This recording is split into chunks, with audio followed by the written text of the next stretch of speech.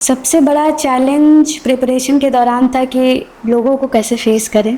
Core निकलने वाला था और मुझे सुबह से पता था कि आज रिजल्ट आने वाला है और यहाँ हनुमान आराधना भी चल रहा था। आई वाज लाइक कि आज कृपा हो जाए भगवान की बस। जो भी क्रिटिक्स होते हैं ना, दो टाइप के होते हैं क्रिटिक्स। एक आपको कंस्ट्रक्टिव क्रिटिसिज्म करते हैं जो कि आपके ग्रोथ में हेल्प करता है, और एक डिस्ट्रक्टिव होता है कि वो आपको नीचा दिखाते हैं। अगर घर से पहली बेटी कोई जाती है बाहर पढ़ने और बिना कुछ अचीव किए अगर वापस आती है तो उसे बहुत ज़्यादा क्रिटिसिज्म झेलने को मिलता है कि हाँ आपने भेज दिया तो क्या ही हो गया, कुछ भी नहीं कर पाई। तो ऐसा सुनने को मुझे भी मिला था, बहुत जगह से सुनने को मिला। तो मेरी हॉबी फ्री स्टाइल डांसिंग है, तो इसमें भी काफ़ी लोगों ने बोला कि जैसे वीडियोज़ आते हैं डांस के, तो लोग बोलते हैं अरे डांस वांस करती है तो क्या मतलब प्रिपरेशन क्या ही होता होगा। जब मैंने अपना पहला आंसर लिखा था टेस्ट सीरीज़ में, तो 5 शॉर्ट और 2 लॉन्ग क्वेश्चंस होते हैं, उसमें बस 2 शॉर्ट और 1 लॉन्ग का आधा लिख पाई थी मैं। अच्छा। तुमको लगता है तुम कर पाओगे? तुमसे नहीं होगा। फिर कुछ लोगों ने ऐसा बोला कि दिल्ली पटना के बच्चों का नहीं हो रहा और तुम्हारा हो जाएगा, घर बैठे। आगे का विज़न क्या है? क्या फ्यूचर में यूपीएससी या हायर सर्विसेज का प्लान है? अब आप सब इलेक्शन ऑफिसर बनी हैं, इस रिस्पॉन्सिबिलिटी को लेकर आप क्या फील करती हैं? और एंड में अगर आपको अपनी सक्सेस को एक लाइन में डिफाइन करना हो तो वो लाइन क्या होगा? सबसे पहले स्नेहा जी बहुत बहुत कांग्रेचुलेसन। आप अपने बारे में थोड़ा इंट्रोड्यूस कीजिए। मेरा नाम स्नेहा कुमारी है और 78 बीपीएससी में मुझे 467 रैंक मिला है और मुझे सब इलेक्शन ऑफिसर का पोस्ट मिला है। मेरे फादर का नेम रवि प्रसाद गुप्ता है और वो एक बिजनेसमैन है। मेरी मम्मी का नाम अनीता गुप्ता है और वे एक होम मेकर है। जी। आप मोतिहारी ईस्ट चंपारण से हैं और बिजनेस फैमिली से बिलोंग करती हैं। आपका बचपन कैसा था? एक्चुअली बचपन से मैंने फैमिली में थोड़े स्ट्रगल्स देखे हैं, बिकॉज पहले फैमिली की कंडीशन उतनी अच्छी नहीं थी। मेरे फादर, जैसा कि घर से सुनने को मिलता है, 13 साल की उम्र से उन्होंने अपनी पढ़ाई छोड़ करके बिजनेस में लग गए, और ताकि वो जो भी अपॉर्चुनिटीज़ हैं जो उन्हें नहीं मिल पाई वो हम लोग को दे सके। तो वो सब चीज़ देखते हम बड़े हुए हैं। तो बचपन से एक ही सपना था कि वो पापा ने जो खोया है उसको वापस करें, खुद कुछ अचीव करके। तो यही मेरा बचपन बीता है। आपका फैमिली में पहले किसी ने गवर्नमेंट जॉब नहीं की, फिर सिविल सर्विस का सपना कैसे आया? एक्चुअली शुरू से ही एक मोटिवेशन था, क्योंकि जब मैं मेरी 10th तक की पढ़ाई शांति निकेतन जुबली स्कूल से हुई और 11-12 के लिए मैं घर की पहली लड़की थी जो बाहर गई थी पढ़ने। मेरी फैमिली ने वो अलाउ किया था, तो मैं कृष्णा निकेतन पटना गई। अच्छा। तो वहाँ पे जैसे कुछ प्रोग्राम्स होते थे या कोई फंक्शन होता था, तो मैं जैसे कि आईपीएस हो गए, आईएएस हो गए, उन लोगों को देखती थी एज ए चीफ गेस्ट। तो उस समय से ये टिल्टेशन था कि कुछ इसी फील्ड में मुझे जाना है। बट होता है ना कि हर समय एक जैसा नहीं होता। तो टर्निंग पॉइंट आया 12th के बाद। मेरी मेडिकल कंडीशन, हेल्थ उतनी सही नहीं थी, तो मुझे मोतिहारी वापस आना पड़ा। अच्छा। तो नॉर्मल ग्रेजुएशन करने के बाद मेरे जो भाई बहन हैं काफ़ी सपोर्ट किए, बोले कि नहीं, एक्चुअली मेरे पास 2 ऑप्शंस थे, या तो आप बीबीए कर लो, किए हो, मैंने bachelors of business administration MS college से किया है, तो एमबीए परस्यू करना था मुझे, और दूसरा ऑप्शन था कि मुझे सिविल सर्विसेज में जाना है। लेकिन फैमिली बैकग्राउंड ऐसी नहीं थी या फिर कोई ऐसा मेंटोर नहीं था कि गाइड कर सके, और हमारी सोसाइटी में इतनी अवेयरनेस भी नहीं है कि कहाँ से कोचिंग करें, कैसे करें। तो वो सारी चीज़ें नहीं थी। बस मेरे भाई बहन ने काफ़ी सपोर्ट किया कि बचपन से ही ब्राइट स्टूडेंट रही हो तो इस फील्ड में अच्छा कर सकती हो। तो वो मोटिवेशन जो मिला, तो मैंने उस दिन डिसाइड किया कि मुझे करना है। अच्छा। तो बीबीए कंप्लीट करने के बाद आपने कॉर्पोरेट जॉब की जगह बीपीएससी चूज़ किया। इस डिसीजन के पीछे क्या रीज़न था? यही डिसीज़न था कि 2 ऑप्शंस थे, या तो एमबीए करके कॉर्पोरेट जॉब करूं या फिर सिविल सर्विसेज में जाऊं। तो मुझे ऐसा फील हुआ कि एक जो कोई भी थोड़ा बहुत चेंज अगर मैं ला सकती हूँ, क्योंकि कॉर्पोरेट में मैं इंडिविजुअल चेंज ला सकती हूँ, लेकिन अगर मैं सिविल सर्विसेज में जाती हूँ तो वो जो चेंज होगा सोसाइटी में, वो कहीं ना कहीं, जैसे कि हम ईस्ट चंपारण में जो रहते हैं, बिहार एक्चुअली एक बैकवर्ड स्टेट माना जाता है।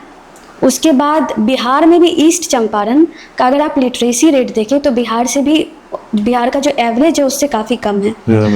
तो वो लिटरेसी रेट बढ़ना, इसमें पेरेंट्स का, गार्जियंस का बहुत बड़ा रोल होता है। तो वो माइंडसेट में जो चेंज है वो आप इसी फील्ड में जा कर के ला सकते हैं। तो मैंने सोचा कि मुझे इस फील्ड में जा कर के लाना चाहिए, और वो चेंज मुझे दिख रहा है आफ्टर द रिजल्ट। जी, कि लोग ऐसा बोल रहे हैं कि अब हम भी अपने बच्चों को इस लाइन में भेजेंगे। मतलब आपने एक एग्जाम्पल सेट कर दिया। एग्जैक्टली। अपने घर से ही प्रिपरेशन की, कोचिंग के बिना डिसिप्लिन और कंसिस्टेंसी कैसे मेंटेन की? हाँ, तो ये भी काफ़ी इंटरेस्टिंग रहा है, जी। क्योंकि ऐसे सिविल सर्विसेज के लिए लोग बाहर जाते हैं, या तो पटना नहीं तो दिल्ली। मैंने यूपीएससी के लिए स्टार्ट किया था। तो 2022 का जब मेरा रिज़ल्ट आया ग्रेजुएशन का, उस टाइम मुझे डिसीजन लेना था। तो मुझे ऐसा लगा कि जैसे मेरे मतलब थोड़े हेल्थ इश्यूज़ रहे हैं, तो लॉन्ग सिटिंग आवर्स की वजह से, तो मैं घर पे रह के ज़्यादा अच्छे से प्रिपेयर कर सकती थी। तो मुझे ऐसा लगा कि ऑनलाइन मैं कोचिंग करूं, अपना फाउंडेशन बिल्ड करूं, और घर से देखती हूँ, बाद में अगर कुछ ऐसा होगा तो मैं बाहर जाऊंगी। बट यूपीएससी और बीपीएससी दोनों का मतलब, मैंने सेपरेटली बीपीएससी नहीं किया था प्रिपेयर। अच्छा। और एग्ज़ाम मैंने दिया, मैं क्वालिफाई कर गई। तो फिर उसके बाद भी जो नेक्स्ट स्टेप आता है मेंस के ड्यूरेशन में, कि आपको बाहर जाना पड़ेगा। बट उस टाइम भी मैंने चूज़ किया कि नहीं, मुझे यहीं रह के करना है, क्योंकि जो बाहर जा कर के, क्योंकि मेंस में आपके पास 3 घंटे का समय 3 मंथ का समय होता है। तो 3 मंथ में अगर मैं बाहर जाऊंगी तो मुझे सेटल डाउन करने में ही थोड़ा समय बीत जाएगा। तो मैंने सोचा कि नहीं, मुझे घर पे रह के करना चाहिए। और यहाँ पे ऑफलाइन उतने इंस्टीट्यूट्स नहीं हैं। टेस्ट सीरीज़ अवेलेबल था एक कोचिंग का, तो मैंने वही ज्वाइन किया था, और वहीं से प्रिपेयर करके, और कुछ ऑनलाइन प्लेटफॉर्म्स हैं उसकी मदद से मैंने आगे परस्यू किया। अच्छा, ये आपका फर्स्ट अटैम्प्ट था? जी हाँ। और फर्स्ट अटैम्प्ट में ही रैंक 467। आपकी प्रिपरेशन स्ट्रेटेजी क्या थी? ये मेरा पहला अटैम्प्ट था, और प्रिपरेशन स्ट्रैटेजी यही रही है कि कंसिस्टेंसी और डिसिप्लिन के साथ आप डेली अपना जो टाइम स्टडी शेड्यूल है उस पर फोकस कीजिए। और डेली मैंने कोशिश किया कि मैं खुद से बेहतर रोज़ बनूं। मुझे किसी और से कंपटीशन नहीं करना है, मुझे खुद से ही कंपटीशन करना है। तो मैंने वही फोकस किया है उसी पे, और कंसिस्टेंसी जो है, मुझे लगता है कि वो काफ़ी मेजर रोल प्ले किया है इसमें। तो आपका डेली स्टडी रूटीन कैसा था? एक दिन का शेड्यूल शेयर कीजिए। स्टडी देखिए, एक टाइम बाउंड मैनर में मैं नहीं पढ़ती हूँ। मेरा शेड्यूल फॉलो नहीं हो पाता है, लेकिन सबकी अपनी अपनी स्ट्रैटेजी होती है। मेरे साथ क्या था कि मैं सुबह में उठती थी, तो मुझे लगता था कि सुबह का जितना मैक्सिमम यूटिलाइजेशन कर पाऊँ, तो वो आपको एंड ऑफ द डे में एक सेटिस्फैक्शन होता है कि हाफ डे तक मैंने इतना पढ़ लिया है। तो मैं सुबह बहुत जल्दी भी नहीं उठती थी, ना ही मैं लेट नाइट में। मैं बीच में 6 बजे 5 बजे तक उठ जाना, उसके बाद 10 बजे तक 4-5 घंटे का स्टडी कंप्लीट कर लेना। फिर उसके बाद जो भी घर पे हो तो कुछ ना कुछ थोड़ा बहुत कुछ हो जाता है। तो उसके बाद फिर जो दिन का टाइम है उसमें करना। और फिर जब पूरे स्टडी शेड्यूल से मैं जब थक जाती थी, तो मैं सोचती थी कि मैं अपनी हॉबी से उसको काम डाउन होने की कोशिश करूँ और नेक्स्ट सिटिंग आवर के लिए खुद को प्रिपेयर करूँ। तो मेरी हॉबी रही है फ्री स्टाइल डांसिंग, तो मैंने उसको भी साथ साथ परस्यू किया है। 12th के बाद जब आप पटना से वापस घर आई, तब लोगों ने काफ़ी क्रिटिसाइज किया। उस फेज़ को आपने कैसे हैंडल किया? अगर मैं बात करूँ तो मेरे इस जर्नी के सबसे जो डिफ़िकल्ट फेज़ है वो यही रहा है, क्योंकि अगर घर से पहली बेटी कोई जाती है बाहर पढ़ने और बिना कुछ अचीव किए अगर वापस आती है, तो उसे बहुत ज़्यादा क्रिटिसिज्म झेलने को मिलता है कि हाँ, आपने भेज दिया तो क्या ही हो गया, कुछ भी नहीं कर पाई। तो ऐसा सुनने को मुझे भी मिला था, बहुत जगह से सुनने को मिला। बट इस टाइम में मेरे पेरेंट्स का जो सपोर्ट है, मेरे जो सिबलिंग्स हैं, भाई बहन, काफ़ी सपोर्टिव रहे हैं। मेरे पापा यही बोलते हैं कि जो लोग बोल रहे हैं उनको बोलने दो, तुम्हारा जो रिज़ल्ट होगा ना वो जवाब दे देगा। तो उस चीज़ को वेट करो, क्योंकि समय आने पे ना सबको जवाब मिल जाता है। तो वो चीज़ पेरेंट्स का सपोर्ट था। और उसके साथ साथ मेरा हॉबी था जो कि मुझे काफ़ी काम और कंपोस्ट रखने में मदद किया। बट समटाइम्स है कि मैं भी काफ़ी, क्योंकि ये प्रिपरेशन बहुत डिफ़िकल्ट है, जितना एकेडमिक्स के हिसाब से नहीं उतना उस दिन आप रोज़ अपने आप से लड़ते हो कि किसी दिन फेलियर हो गया तो अपने जो वर्थ पे सवाल उठने लगते हैं कि मैं लायक हूँ नहीं हूँ। तो वो सारी चीज़ें रोज़ आती हैं, लेकिन उन सब चीज़ों को फिर बर्दाश्त करके एक मोटिवेशन ले करके अपना जो सपना है उसको फिर से देख करके उस आगे बढ़ना, ये काफ़ी ज़्यादा इम्पोर्टेंट होता है। तो मुझे लगा कि मेरी फैमिली और मेरे भाई बहन काफ़ी सपोर्टिव रहे इसमें। प्रिपरेशन के दौरान सबसे बड़ा चैलेंज क्या था और उससे कैसे ओवरकम किया? सबसे बड़ा चैलेंज प्रिपरेशन के दौरान था कि लोगों को कैसे फेस करें। तो मैं ज़्यादा से ज़्यादा दूरी बना के रखती थी। जो भी क्रिटिक्स होते हैं ना, दो टाइप के होते हैं क्रिटिक्स। एक आपको कंस्ट्रक्टिव क्रिटिसिज्म करते हैं जो कि आपके ग्रोथ में हेल्प करता है, जैसे पेरेंट्स हो गए, वो बोलेंगे कि ये सही नहीं है, हाँ, क्योंकि उसमें आपकी भलाई होती है। और एक डिस्ट्रक्टिव होता है कि वो आपको नीचा दिखाते हैं। तो वो चीज़ जो डिस्ट्रक्टिव वाली चीज़ है उनसे मैंने दूरी बना के रखी है, और इस कारण लोग मुझे काफ़ी ये बात नहीं करती है, ये नहीं करती है। तो ये इम्पॉर्टेंट था कि इसको कैसे ओवरकम करें। और दूसरा था कि अकेले प्रिपेयर करना काफ़ी ज़्यादा हेक्टिक और आइसोलेशन वाला फेस हो जाता है। तो उसके लिए मैंने हॉबी परस्यू की है और अपने पेरेंट्स के साथ टाइम स्पेंड किया है। और ऐसा नहीं है कि एकदम स्ट्रिक्ट हो जाना है, मैंने सब कुछ किया है, अपने घर के फंक्शन एंजॉय किए हैं, साथ में अपना डांस परस्यू भी किया है। तो वो चीज़ हेल्प करती है आपको। अच्छा, आपकी हॉबी फ्री स्टाइल डांसिंग है, क्या डांस ने प्रिपरेशन के स्ट्रेस को मैनेज करने में मदद की? हाँ, तो मेरी हॉबी फ्री स्टाइल डांसिंग है। तो इसमें भी काफ़ी लोगों ने बोला कि जैसे वीडियोज़ आते हैं डांस के, तो लोग बोलते हैं अरे डांस वांस करती है तो क्या मतलब प्रिपरेशन क्या ही होता होगा। तो ऐसा लोग दूसरे किसी से सुनने को मिला मुझे। लेकिन मुझे ऐसा लगता है कि जो डांस है वो एक बहुत मेजर रोल प्ले किया है मेरे प्रिपरेशन के हिसाब से, क्योंकि लोग डांस को थकाने वाला परफॉर्मेंस समझ करके ये करते हैं, लेकिन जो लॉन्ग सिटिंग आवर्स के बाद फिर से आपको प्रिपेयर करे कि रात में आपको पढ़ना है, तो वो शाम का जो ड्यूरेशन है मतलब डांस क्लास का, वो मुझे उसके लिए तैयार किया कि हाँ एक क्रिएटिविटी आई। एक होता है ना कि वो जो बोर्डम है लोगों से मिल करके ख़त्म हुआ, तो उससे डांस से काफ़ी हेल्प मिला, कॉन्फिडेंस आया है और एक्सप्रेस करना आया है कि अपने फीलिंग्स को आप कैसे एक्सप्रेस कर सकते हो।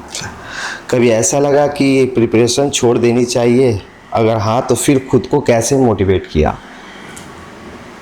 मैंने बताया कि इस प्रिपरेशन में काफ़ी ऐसे फेजेस आएंगे जहाँ पे आपको छोटे छोटे रिजल्ट्स आपको सेटिस्फाई करेंगे कि हाँ हम अच्छे लाइन में जा रहे हैं, कुछ हो सकता है।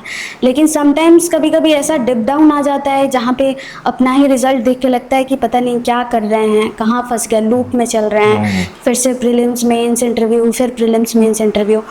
तो समटाइम्स ऐसा फील आता है कि उससे अच्छा कुछ और कर लिया होता। लेकिन फिर वो जो सपना होता है ना और वो जो गोल होता है कि किस रीज़न की वजह से आप कर रहे हो, तो वो रीज़न आपको आगे प्रोपेल करता है कि हमें आगे मतलब इसको अचीव करना है। वो एक जिद थी आपकी। जिद थी। कौन सी बुक्स, नोट्स या ऑनलाइन रिसोर्सेज ने आपकी प्रिपरेशन में सबसे ज़्यादा हेल्प की? तो स्टार्ट मैंने यूपीएससी से किया था। 2022 में मेरा ग्रेजुएशन कंप्लीट हुआ, उसके बाद मैंने यूपीएससी के लिए स्टार्ट किया था। तो पूरा फाउंडेशन मैंने अनअकैडमी से किया ऑनलाइन। उसके बाद जब बिहार बीपीएससी देने का बात हुआ तो मैंने उसके लिए एक बस बिहार स्पेशल एक बुक आती है डुटेरिया की, उसको मैंने फॉलो किया था। और मैं एग्ज़ाम में प्रीलिम्स में मैं बैठी, तो लकीली मैं प्रीलिम्स क्वालिफाई कर गई। उसके बाद मैंने कुछ ऑनलाइन सोर्सेज प्लेटफॉर्म के हेल्प से, जैसे कि एक IAS वैली है, उसको मैंने ये किया था। और एडुटेरिया की ऑफलाइन टेस्ट सीरीज़ मैंने ज्वाइन की थी। अच्छा। तो यहीं से जाके मैं टेस्ट सीरीज़ देती थी। और इंटरव्यू के समय मैंने मतलब काफ़ी चीज़ें लोग फॉलो करते हैं, कुछ चीज़ें यहाँ से कुछ चीज़ें वहाँ से। तो एजुकेट भारत एक चैनल है, वहाँ पे मैंने इंटरव्यू की प्रिपरेशन किया था। एक सुअल IAS है, वहाँ भी दिया था। बाकी मैंने बहुत सारे इंस्टीट्यूट्स में मॉक्स दिए थे। तो इस तरीके से मैंने मेरी स्ट्रैटेजी रही है during the preparation. Okay. Family का सपोर्ट कितना इम्पोर्टेंट था, उन्होंने किस तरह मोटिवेट किया?